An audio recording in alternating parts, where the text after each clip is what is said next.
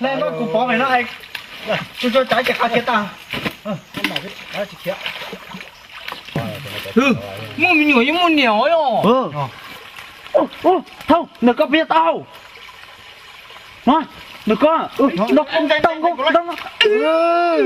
nữa lại ra tiếng mua nhiều như mua nhiều giờ theo không vũ chỉ ít lại một xa thôi chơi một tên tôi rồi lại rồi thường thì nó trái chỉ có là cái bếp phải vậy à ngon thật ngon gì thế nó chụp bỏ thì đâu nó thôi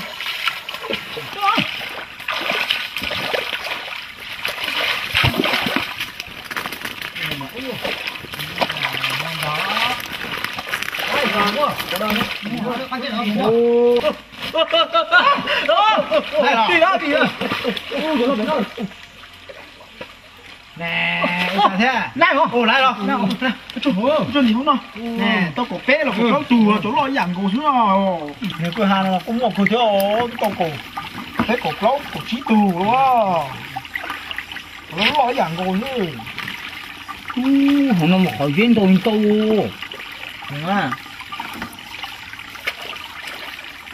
cũng một là không có à gặp một cái tàu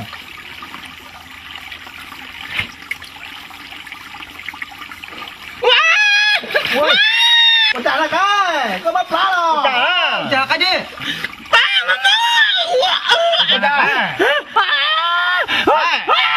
con trả là có bắp lá rồi con bắp lá rồi con trả giờ cho quá chứ nào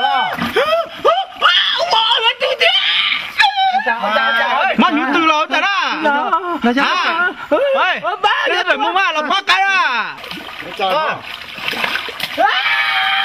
đi ra hello trả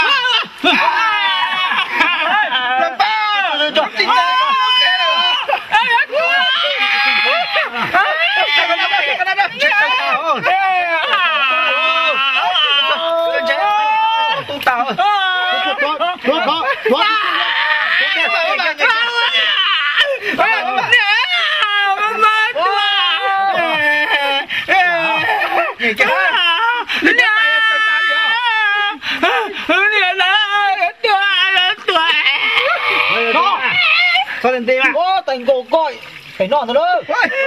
Mày biết tài tung tá gì cả? Mà đạp kia rồi à? Đạp kia sao? Chỉ đạp kia, đạp kia, đạp kia, đạp kia, đạp kia, đạp kia, đạp kia, đạp kia, đạp kia,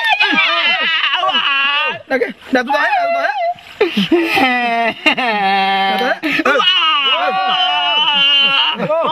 cho, chúng đây nữa thế.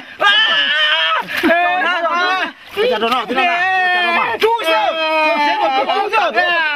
Chú sao? Chú là làm plon đấy. Chú là làm plon đấy à? Chú à?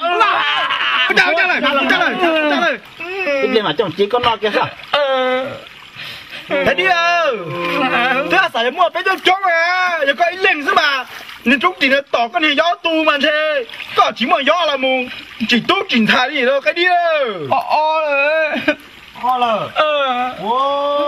Kéo chỉ tao bà. Kéo là bên mua. Con này. Mua. Con này nhong thầy. Về cho.